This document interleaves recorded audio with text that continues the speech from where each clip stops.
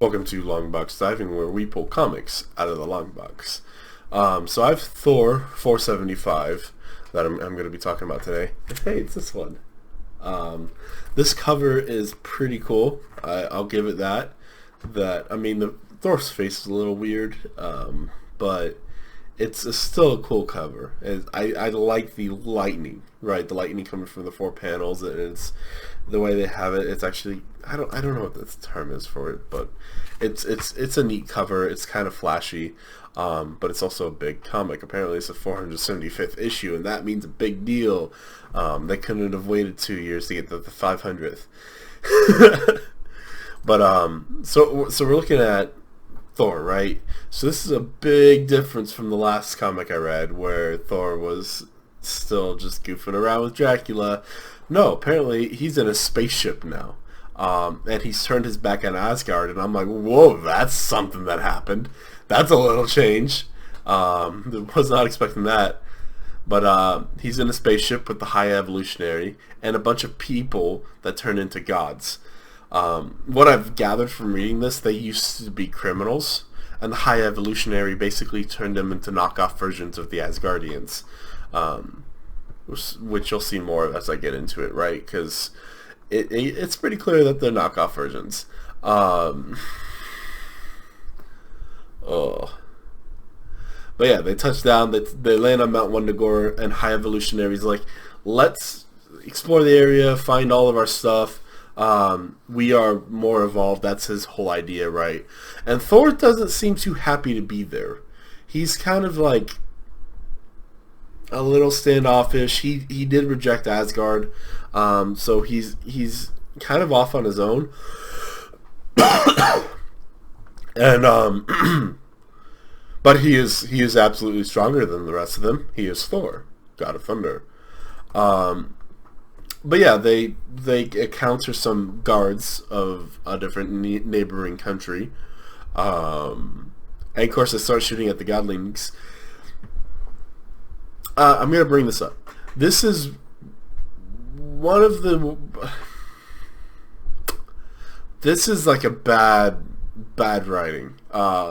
This whole page is just, well, this panel was badly written. And I see, I'm highlighting it because I did not see anything else like this in the rest of the comic. And if this is the worst the comic gets, then that gives you an idea of what the comic's like, right?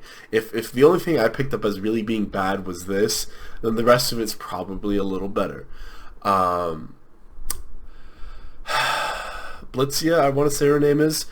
So basically, she's the knockoff version of Thor. She controls thunder. And her one-liner is really, really bad. It's bad. No, it's not good. Nope. Trash it. Get rid of it. But yeah, I wanted to bring that panel up because, oh boy, it's bad. But yeah, they're fighting, and they kill the guards. And Thor wants to get in there and kind of intervene, but the High Evolutionary is like, they are newly born gods. They must turn to warriors. To become warriors, they must kill. And they cannot kill just merely animals turned to humans. Oh no, they can't do that. Or could they? We'll find out. I don't know if I'm going to keep that tea. The tea break in my video. I'm not feeling great, so I need the tea break, but it's probably not worth it in the video. I will keep this in though. Don't you worry about that. But they kill all the rest of the guards, right? Except for one man. And Thor's like, we cannot kill him. We can't kill him. Why are you guys killing people? And the High Evolutionary's like, oh, Thor's right. Of course we couldn't kill him. We need him for information. The High Evolutionary, not really good dude.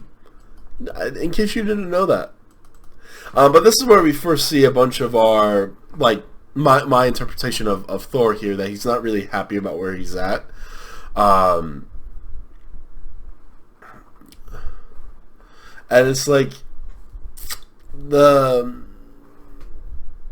you created godlings, and your former creations, the animals that you turned to human-ish creatures, you completely ignored that moment. And Thor's bothered by that. He's like, evolutionary, you literally forgot your creations the moment you made something new, right? And Thor's like, it's something's bothering me about that. I don't like that. And so yeah, that's like my first indication that, hey, Thor's not really happy about where he's at. But we actually see the process of them making more godlings, right?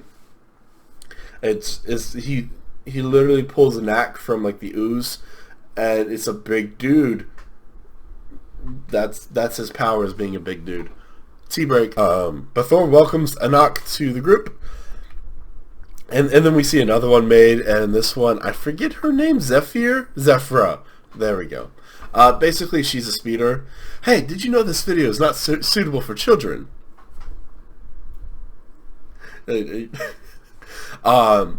This comic itself has partial nudity. Not really. I mean, the artist can't really draw anything, but she's not clothed in the scene. So yeah, there's that. But then Thor catches her with his cape, and she just wears his cape now. So there's that. But yeah, I mean, we get to see more and more godlings being created, and that's an interesting process, right? That's what the High Evolutionary is doing.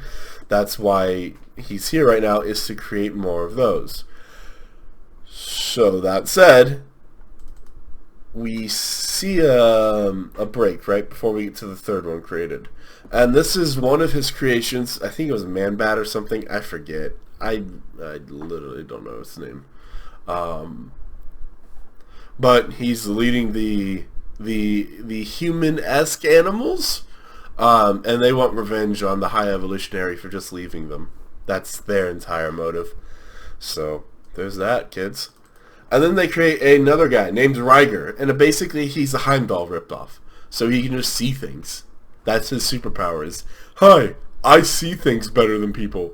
I'm not Daredevil. But yeah, there's Ryger. That's his whole ability and his shtick.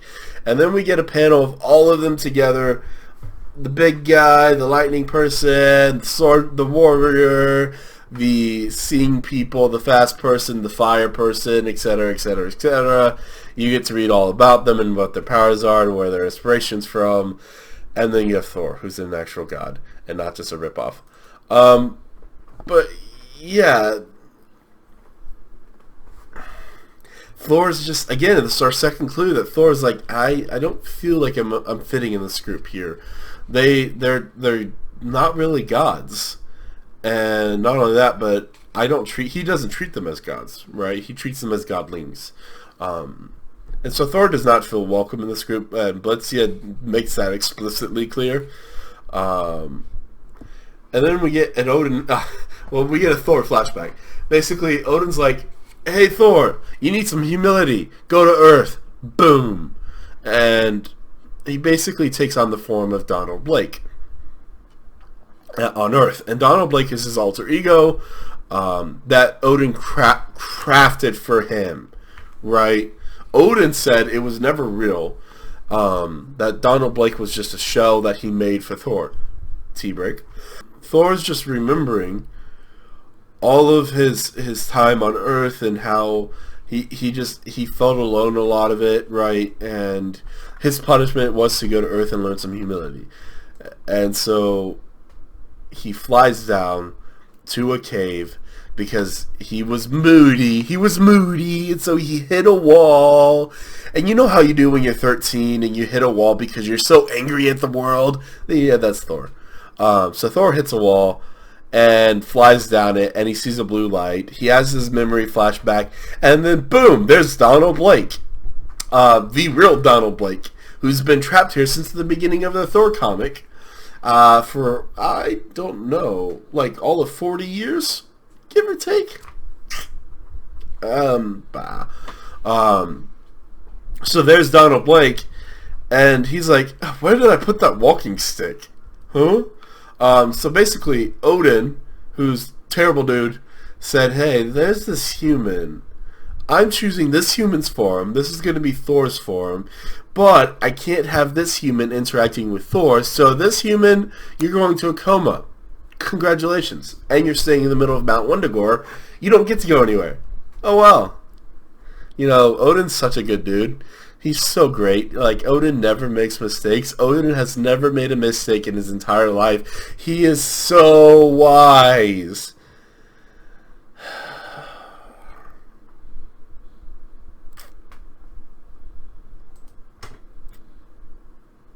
That's all I've got to say to that. But while Thor was partying in Mood Town, the Beastmen attacked, causing an earthquake, and the Godlings are fighting the Beastmen. I should bring up now that the Godlings want to be called the Godpack. Terrible name. Why would they want to be called the Godpack? Why? But Thor flies up there with Donald Blake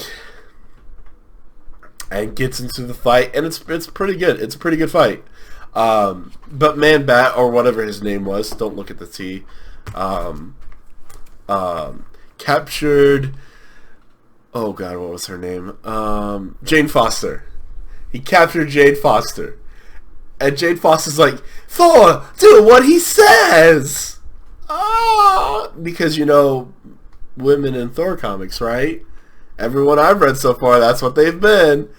And then the moment Thor starts coming her way, Jane Foster's like, yeah, nope. She's like, I'm not gonna let myself be sacrificed. No, I'm not gonna let you be sacrificed for me, Thor. No, She jumps off the ship. Jane Foster literally tosses herself off the ship. That's better. I like that better. Of course, Thor comes in and sweeps the day and saves Jane, but it's like, hey, she took some action. How about that? You know, that's crazy. And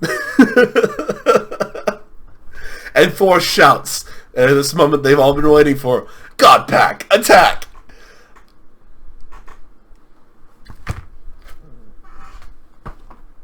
I take it back. You remember that line, that cheesy bullets just sting us kind of thing because we're vulnerable?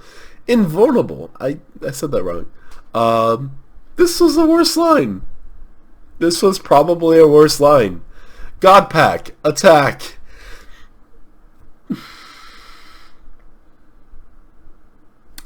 Let's move on.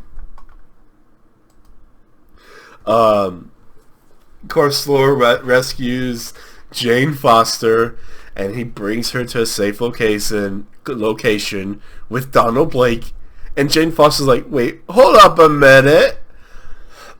Thor, what? How is there two of you? See, Jane Foster knows Thor's secret identity was Donald Blake. Only they have both now found out that Thor's secret identity was stolen. See, kids, Odin here is a ID fraudster. He stole somebody's ID.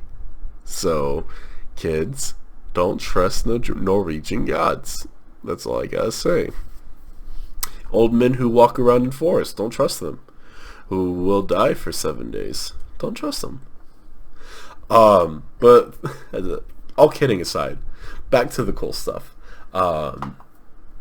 Thor gets into a fight with the Man-Bat, I forget his name, and he takes his shirt off.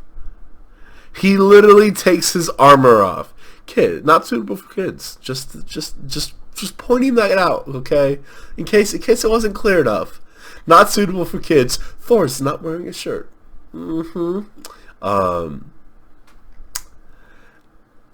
And this is probably one of the thorest Thor lines I've ever seen, okay?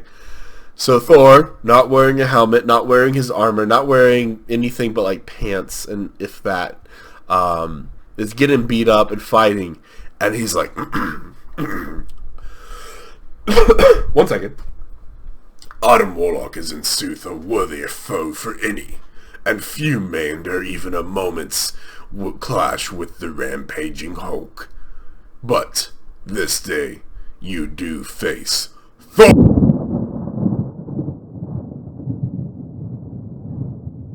Thor, he who wields the power of the thunderbolt in his fist as well as hammer.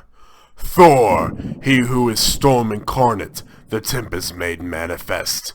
Thor, son of Odin the All-Father, and no less formidable for having turned his back on Asgard.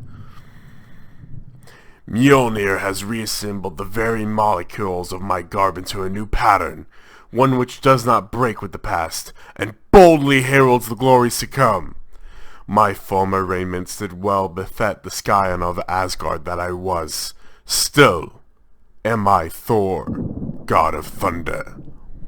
But now I also be Thor, warrior of the Godpack. So be it!